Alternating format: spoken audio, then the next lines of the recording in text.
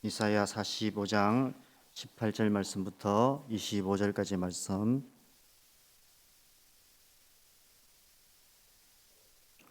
이사야 45장 18절에서 25절 우리 함께 한 목소리로 읽겠습니다.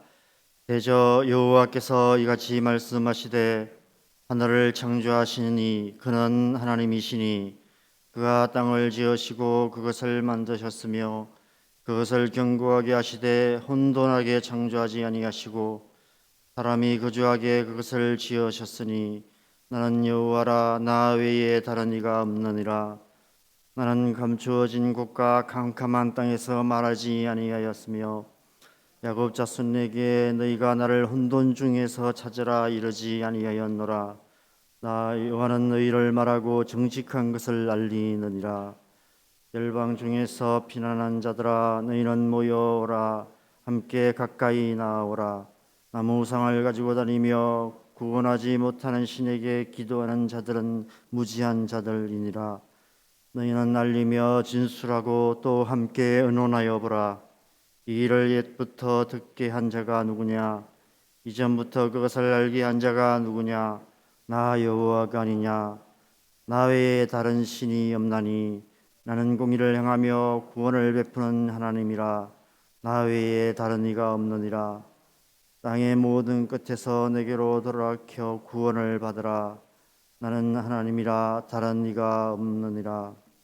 내가 나를 두고 맹세하기를 내 입에서 공의로운 말이 나갔은즉 돌아오지 아니하니 내게 모든 무릎이 꿇겠고 모든 혀가 맹세하리라 하였노라. 내게 대한 어떤 자의 말에 공의와 힘은 여호와께만 있나니 사람들이 그에게로 나아갈 것이라. 무릇 그에게 노하는 자는 부끄러움을 당하리라. 그러나 이스라엘 자손은 다 여호와로 말미암아 의롭다함을 얻고 자랑하리라 하느니라. 아멘. 네, 오늘 새벽에는 제가 시 한 편을 소개하고 시작하려 합니다. 오래전에 읽었던 기독교 세계관과 현대 사상이라는 책에 인용된 시의 한 부분입니다. 한 남자가 우주에게 묻는다. 선생님, 제가 여기 존재합니다. 그러나 하며 우주가 대답한다. 그 사실이 내게 아무런 의무감도 일으키지 않는다네. 무슨 이런 시답지 않은 시가 있나 생각이 드시죠? 무슨 의미인지 확 안 와닿으실 것입니다. 쉽게 말하면 그래서 뭐 어쩌라고 이런 뜻입니다. 네가 거기 존재하는 것이 나와 무슨 상관이냐? 그걸 왜 나한테 물어? 이런 의미입니다. 아무런 존재 이유도 목적도 모른 채 존재하고 있고 존재해야만 하는 인간 존재의 실상을 표현한 시인 것 같습니다. 이 세상의 무신론적인 세계관은 인간의 존재를 그렇게 정의합니다. 수많은 시간 동안 수많은 우연들이 겹쳐서 어쩌다 생겨난 존재, 아무런 존재 이유도 목적도 없이 그냥 존재하게 된 존재들, 그렇게 정의합니다. 여러분, 이 세상 사람들이 악을 행하며 살아가는 이유가 무엇입니까? 선을 행할 아무런 이유가 없기 때문입니다. 왜 이 세상 사람들이 살인을 하고 심지어 자살까지 할까요? 더 존재해야 될 아무런 목적이 없기 때문입니다. 나를 낳아준 부모님도, 어려운 수학 문제를 풀어주시는 선생님도, 앞서 살았던 수많은 위인들도 우리의 존재의 이유와 목적에 대한 질문에는 입을 닫아버립니다. 하늘을 바라보며 온 우주 만물을 향해 소리 높여 묻고 또 묻지만 아무런 대답도 없습니다. 그럴 수밖에요.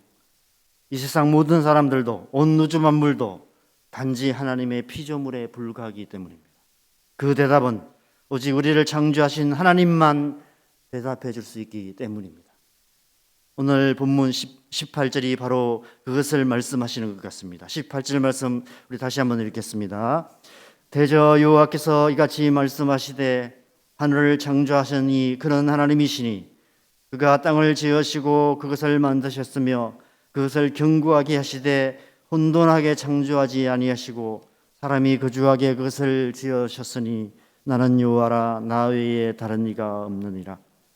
하나님이 하늘과 땅을 창조하셨는데 혼돈하게 창조하지 않으셨다고 말씀하십니다. 분명한 이유와 목적을 가지고 우리를 창조하셨다는 것입니다. 그래서 나는 여호와라 나 외에 다른 이가 없느니라 말씀하십니다. 우리의 존재와 존재의 이유와 목적을 분명하게 알게 할 분은 하나님밖에 없다는 것입니다. 20절에서 우상을 가지고 다니며 구원하지 못하는 신에게 기도하는 자는 무지한 자들이다라고 말씀하세요.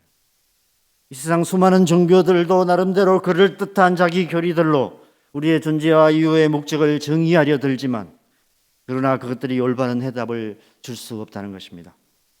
오직 창조주 하나님만이 대답할 수 있는 질문을 우상들에게 얻고자 하는 것은 우주를 향해 선생님 제가 여기 존재합니다라고 질문하는 그 시답지 않은 시 속에 그 어리석은 한 남자와 같다는 것입니다. 그래서 21절에 너희는 알리며 진술하고 또 함께 의논하여 보라 라고 자신 있게 말씀하시며 그 대답을 아무도 줄 수 없을 것이다. 나 외에 다른 이가 없느니라 거듭거듭 말씀하시는 것입니다. 여러분, 우리가 이 세상을 정말 사람답게 살려면 먼저 나 자신의 존재의 이유와 목적을 분명히 알아야만 합니다. 그래서 우리가 살아가는 동안 계속해서 이 질문을 할 수밖에 없습니다. 나라는 존재가 어디서부터 와서 어디로 가는지, 왜 이 세상을 살아야 하는지, 도덕적인 삶을 살아야 하는 이유가 무엇인지, 이런 질문을 철학에서는 존재론적인 질문, 목적론적인 질문이라고도 합니다. 보통 사춘기를 지나는 자녀들의 마음 안에 이런 질문들이 가득합니다. 나의 존재의 이유와 목적이 무엇일까? 왜 열심히 살아야 하고 왜 열심히 공부해야 되는가? 왜 내가 이 세상에 잘 존재해야 하는가? 이런 근원적인 질문들이 끊임없이 파도처럼 밀려옵니다. 부모님들은 그런 아이들을 향해 쓸데없는 생각 말고 공부나 열심히 해라고 다그칩니다. 그러나 알고 보면 우리 인생을 사는데 가장 쓸데있는 생각을 하고 있는 중인 것입니다. 제가 고등학교 때 친구 따라 처음 교회에 발을 디딜 때쯤 제 안에도 이 질문들이 가득했습니다. 그 질문들 때문에 저는 하나님이 정말 계신지 잘 안 믿어져도 교회를 떠날 수 없었습니다. 그 질문들 때문에 나름 간절히 하나님을 찾았고 마침내 하나님을 만났고 결국 지금 이렇게 이 자리에까지 서게 되었습니다. 그래서 하나님께서 20절에 열방 중에서 피난한 자들아 너희는 모여 함께 가까이 나오라 말씀하고 계십니다. 문세사를 만물을 창조하신 창조주 하나님께서 우리의 존재의 이유와 목적을 알려주시겠다고 우리를 하나님 앞으로 초청하고 계시는 것입니다. 그래서 우리는 하나님께 가까이 나아가야 합니다. 그 하나님을 인격적으로 만나야 합니다. 하나님께서 우리에게 말씀하시는 창조의 목적을 분명히 알아야 합니다. 그것을 분명하게 말씀하신 것이 바로 이 하나님의 말씀인 성경입니다. 성경은 우리를 창조하신 하나님의 창조의 목적을 가장 첫 장에서 가장 분명하게 말씀하고 있습니다. 창세기 1장 28절이죠. 하나님이 그들에게 복을 주시며 하나님이 그들에게 이르시되 생육하고 번성하여 땅에 충만하라 땅을 정복하라 바다의 물고기와 하늘의 새와 땅에 움직이는 모든 생물을 다스리라 하시니라. 하나님께서 우리에게 주시는 복으로 이 땅을 축복하여 하나님 나라를 이루어가는 것이, 하나님의 뜻을 이루어가는 것이 우리를 창조하신 하나님의 창조의 목적이라고 분명하게 말씀하시는 것입니다. 그 하나님의 창조의 목적을 알고 그 목적을 이루어가는 삶이 사람다운 삶이고 하나님의 백성다운 삶인 것입니다. 그래서 우리는 날마다 하나님의 말씀을 듣고 읽고 묵상해야 하는 것이죠. 기록된 말씀을 통해 우리에게 말씀하시는 하나님을 만나고 그 말씀에 순종함을 통해 하나님 나라를 이루어가는 삶을 살아가야 하는 것입니다. 그래서 무엇보다 우리의 자녀들이 하나님을 만나도록 기도해야 합니다. 하나님을 인격적으로 만나야만 부모인 우리조차도 대답해 줄 수 없는 내가 뭐하며 살아야 되는지, 나의 적성이 무엇인지, 나의 진로가 무엇인지, 앞으로 내가 어떻게 살아야 되는지, 자신의 존재의 이유와 삶의 목적을 찾을 수 있기 때문입니다. 그래서 교회 학교가 성경 학교를 하고 이런 수련회를 합니다. 대부분의 우리의 인생을 돌아보면 그런 시간들, 부흥회나 이런 수련회나 교회 학교나 성경 학교 이런 곳에 하나님을 만났고 하나님 앞에 삶을 드렸던 경험들이 있습니다. 코로나 상황으로 지금 제대로 하지 못하는 상황이 계속되고 있어서 참 안타깝기만 합니다.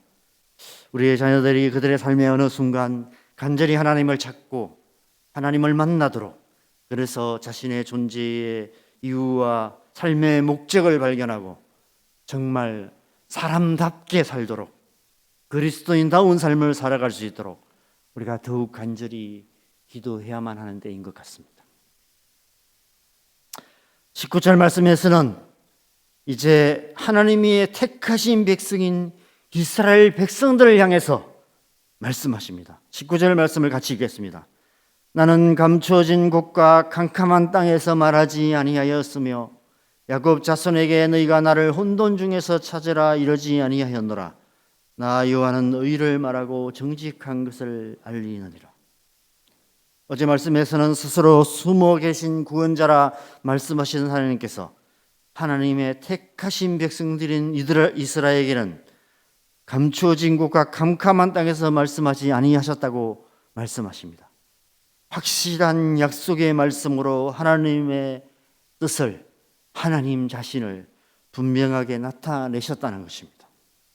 혼돈 중에서 찾으라 말씀하지 아니하시고 하나님의 백성으로 택하신 특별한 이유와 목적, 사명을 분명하게 알리셨다라고 말씀하십니다. 그 사명은 바로 22절 말씀입니다. 땅의 모든 끝이여 내게로 돌이켜 구원을 받으라. 나는 하나님이라 다른 이가 없느니라. 바로 온 땅과 열방이 살아계신 하나님께로 들어와 구원을 받게 하시기 위해 하나님께서 이스라엘 백성들을 하나님의 백성으로 택하시고 그들을 통해서 하나님의 하나님 되심을 증거하는 정인으로 그들을 부르셨다는 것입니다. 하나님을 떠나 존재의 이유와 목적도 잊은 채 헛된 우상을 붙잡고 허망하게 멸망의 길로 향하고 있는 온 땅과 열방의 모든 영혼들에게 창조주 하나님을 알게 하시기 위해, 그래서 그들 또한 하나님의 목적대로 살아감으로 하나님의 공의로운 말씀이 이루어지는 세상, 곧 하나님 나라를 이루게 하시기 위해 우리를 정인으로 부르셨다고 말씀하고 계시는 것입니다.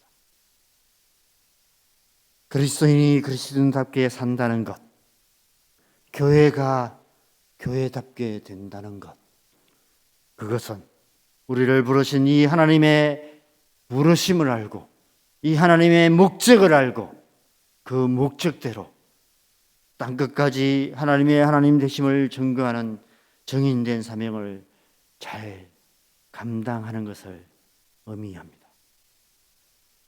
그래서 너희는 먼저 하나님의 나라와 의를 구하라 말씀하십니다. 세상 사람들처럼 무엇을 먹을까, 무엇을 마실까, 무엇을 입을까 염려하지 말라 말씀하십니다. 내일 일을 염려하며 먹고 살기 위해서 죽기를 무서워하여 한평생 매여 종노릇하는 자가 아니라 먼저 하나님의 나라와 의를 구하는 것이 우리를 택하시고 부르신 하나님의 이유와 목적이라고 말씀하십니다. 그 이유와 목적을 따라 부르심에 합당하게 살아가야 한다고 말씀하십니다. 그렇게 사는 자만이 마지막 날에 하나님의 나라가 이루어질 때 마지막 25절에 다 여호와로 말미암아 의롭다함을 얻고 자랑하게 될 것이다 약속하고 계십니다. 영광의 면류관을 얻게 될 것이라 말씀하시는 것입니다. 시작할 때 너무 시답지 않은 시로 시작했으니 마칠 때에는 좀 시다운 시로 마치면 좋을 것 같아서 시를 한 편 더 소개하고 마치려 합니다. 김상용 시인의 나무로 창을 내겠소 라는 시입니다. 나무로 창을 내겠소. 밭이 한참 가리 괭이로 파고 호미론 풀을 매지요. 구름이 꼬인다 갈리 있어. 새 노래는 공으로 들으랴오. 강내기가 이끌랑 함께와 자셔도 좋소. 왜 사냥은 웃지요? 여러분, 왜 사냐고 묻는 질문에 왜 이 시는 웃음으로 대답하고 있을까요? 이 웃음은 어떤 의미의 웃음일까요? 왜 사냐니? 그냥 사는 거지. 뭐 그딴 걸 물어. 이런 의미의 의의 없이 웃는 실소가 아닐까 생각됩니다. 아무런 이유도 목적도 없이 그냥 왔다가 그냥 가는 인생의 덧없음에 이 세상 사람들은 이처럼 실소할 수밖에 없지 않을까 생각됩니다. 그러나 하나님의 백성들의 웃음은 다릅니다. 그것은 마치 시험 문제를 받는 순간 확실한 정답을 아는 수험생의 입가에 맴도는 미소처럼 분명한 삶의 이유와 목적을 아는 확신에 찬 웃음입니다. 왜 사냐니? 뭐 그딴 걸 물어. 하나님의 나라와 그 일을 이루기 위해 사는 게 당연한 것 아니야? 라고 확신에 찬 미소로 답하는 것입니다. 사랑하는 여러분, 여러분은 삶의 이유와 목적을 묻는 질문에 어떻게 답하며 살아가고 계십니까? 왜 사냐건 확신에 찬 미소로 웃지요라고 답하는 저와 여러분 되시기를 간절히 바랍니다.